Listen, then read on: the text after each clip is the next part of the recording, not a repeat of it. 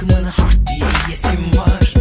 Ciddiye tutmak üzereyim, neresinden tutup da düzeleyim. Ortağı olmuşum düzeneyim, kendimi boğazım var. Çat diye tutmak üzereyim, neresinden tutup da düzeleyim. Ortağı olmuşum düzeneyim, herkese ayasım var.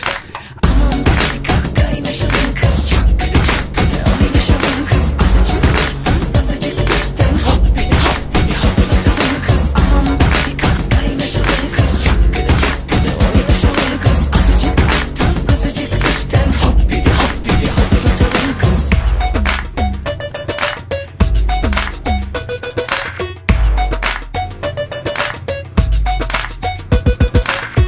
Bunlar benim fikrim mi? Kısa metraj filmim mi? İrfanım mı, ilmim mi? Yuh diye sövesim var. Zihin oyunlarım mı? Resmi duyumlarım